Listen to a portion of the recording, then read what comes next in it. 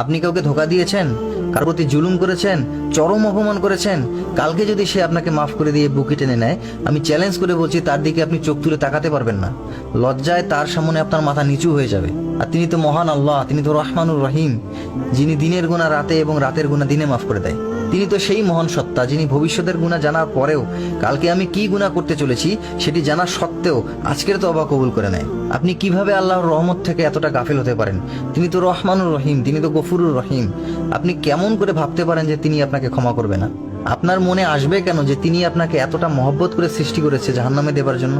হ্যাঁ, আপনি জাহান্নামে যেতে পারেন যদি আপনি তার কাছে আত্মসমর্পণ না করেন, যদি আপনি আপনার পাপগুলোর জন্য তার কাছে ক্ষমা না চান। এখন চিন্তা করে দেখেন তো, আমরা এখানে যারা উপস্থিত আছি আজকে সারাদিনে আল্লাহ সুবহানাহু ওয়া তাআলার কাছে মন থেকে কতবার ক্ষমা চেয়েছি? গত এক সপ্তাহে কতবার ক্ষমা চেয়েছি? মন থেকে তো দূরের কথা, আস্তাগফিরুল্লাহ, আল্লাহ মাফ করে দাও, এই কথাটি কতবার শুধুমাত্র মুখে উচ্চারণ করেছি? কতক্ষণ লাগে এই কথাটি উচ্চারণ করতে?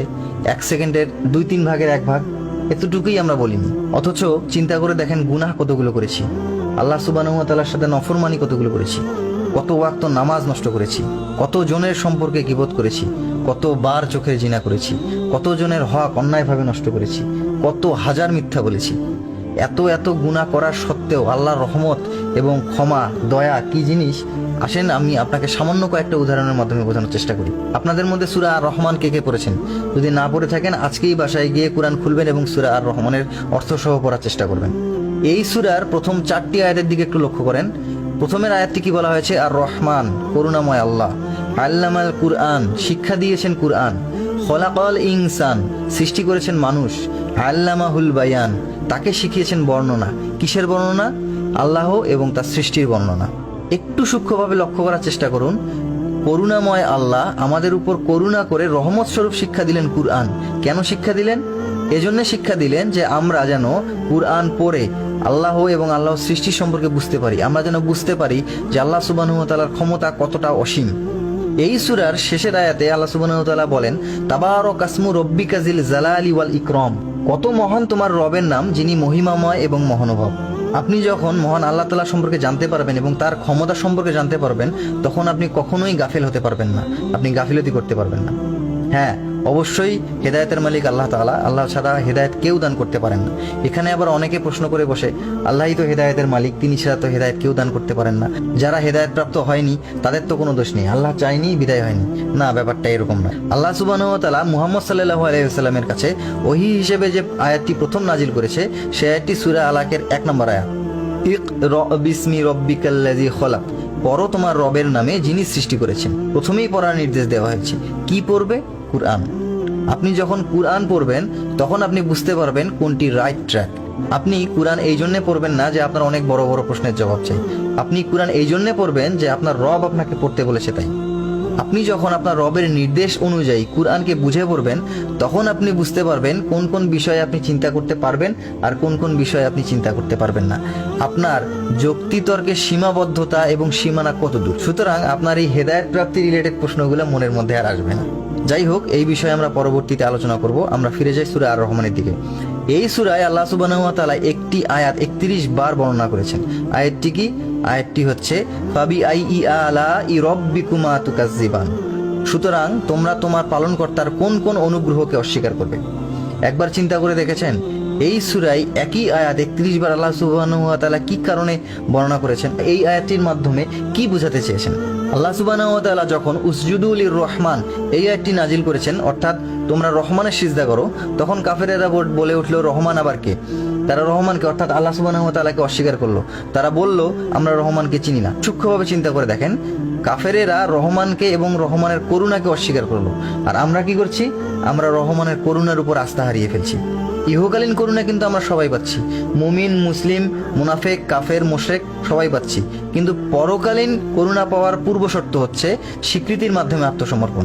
এখন প্রশ্ন আসতে পারে, আত্মসমর্পণটা তো বুঝলাম, তো স্বীকৃতি কি জিনিস? এই স্বীকৃতিটাই হচ্ছে লা ইলাহা ইল্লাল্লাহ, আল্লাহ ছাড়া কোনো ইলাহ নেই, আল্লাহ ছাড়া বাঁচানেওয়ালাও কেউ নেই এবং আল্লাহ ছাড়া দেনেওয়ালাও কেউ নেই। সমস্ত ক্ষমতার একমাত্র অধিপতি হচ্ছে আল্লাহ সুবহানাহু ওয়া তাআলা। এখন আল্লাহ সুবহানাহু ওয়া তাআলাই যদি সমস্ত ক্ষমতার অধিকারী হয়, তাহলে এইটা বোঝেন না কেন যে আল্লাহ সুবহানাহু ওয়া তাআলার কাছ থেকে দূরে থেকেও কোনো লাভ নেই? এইটা কেন বুঝতে চান না যে আল্লাহ সুবহানাহু ওয়া তাআলা ক্ষমা এবং তার দয়া কতটা প্রশস্ত করে দিয়েছেন আমাদের জন্য? আপনি আসমাউল হুসনার দিকেই তাকান।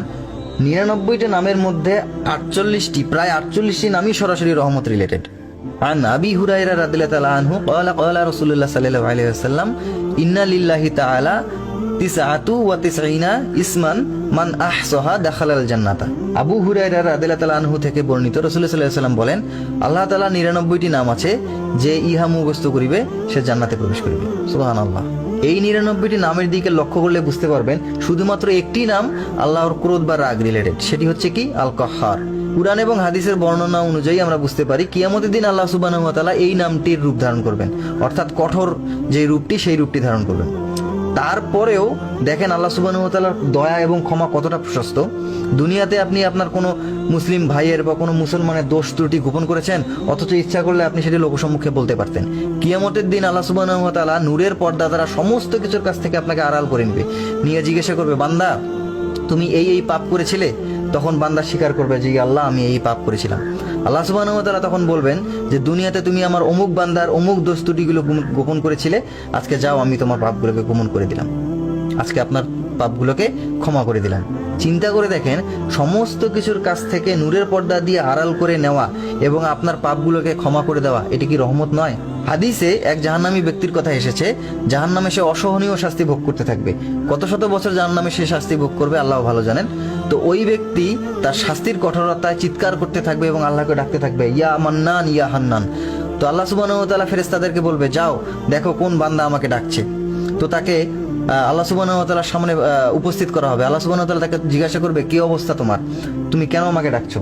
তখন ওই জাহান্নামী বান্দা তার শাস্তির বর্ণনা দিয়ে আল্লাহ সুবহানাহু ওয়া তাআলাকে বলবেন, ইয়া আল্লাহ আমি এই শাস্তি আর সহ্য করতে পারছি না, তুমি আমাকে ক্ষমা করে দাও। তখন তার পাপগুলোকে স্মরণ করা হবে, অর্থাৎ তাকে বুঝিয়ে দেওয়া হবে যে এই গুনার কারণে আজকে তার এই অবস্থা। তাকে বলা হবে, যাও তুমি তোমার পূর্বের জায়গায় ফিরে যাও। ওই জাহান্নামী ব্যক্তি ফিরে যেতে থাকবে এবং বারবার পিছনে ফিরে তাকাতে থাকবে এবং আল্লাহকে বলতে থাকবে, ইয়া আল্লাহ একবার তোমার রহমতে সেই আযাব থেকে তুমি আমাকে বের করে নিয়ে এসেছো, দ্বিতীয়বার সেই আযাবে তুমি আমাকে নিয়ে যেও না। তখন আল্লাহ তাআলা বলবেন যে সে আমার রহমতের ওসিলায় আমার কাছে চেয়েছে, যাও আমি তাকে মাফ করে দিলাম। বনী ইসরাইলের এক ব্যক্তির কথা আপনারা অনেকেই জেনে থাকেন, হাদিসে এসেছে 99টি খুন করেছে। আল্লাহ তাকে মাফ করবে কিনা এইটি জানার জন্য এক আবেদের কাছে চলে গিয়েছে। আবেদ তাকে বলেছে যে তোমার ক্ষমা নেই। সেই আবেদকেও খুন করে সে 100টি খুন পূর্ণ করেছে। পরবর্তীতে তার মনে আবার অনুশোচনা জাগ্রত হয়েছে, সে একটি আলেমের কাছে গিয়েছে। সে আলেম তাকে সুসংবাদ দিয়েছে। সে বলেছে যে তোমার পাপ যত বড়ই হোক না কেন, আল্লাহর ক্ষমা এবং দয়া তার থেকেও বেশি। পরে আল্লাহ সুবহানাহু ওয়া তাআলা সেই ব্যক্তিকে ক্ষমা করে দিয়েছেন। 100টি খুন করার পরেও তাকে ক্ষমা করে দিয়েছেন। আপনি আমি কয়টা খুন করেছি আর আপনি ভাবছেন যে আল্লাহ আপনাকে মাফ করে দিবে না? ওই ব্যক্তি তো ক্ষমা চাইতেই পারেনি, অনুশোচনা আর ক্ষমা চাইবে এই নিয়তটাই যথেষ্ট করে দিয়েছেন আল্লাহ সুবহানাহু ওয়া তাআলা, তাকে মাফ করে দিয়েছেন।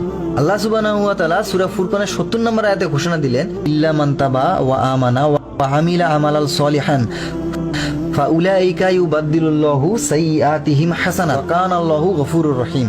তবে কেউ তওবা করলে, ঈমান আনলে এবং এরপর থেকে সৎকর্ম করলে আল্লাহ ওই রকম ব্যক্তিদের পাপগুলোকে নেকি দ্বারা পরিবর্তন করে দিবেন।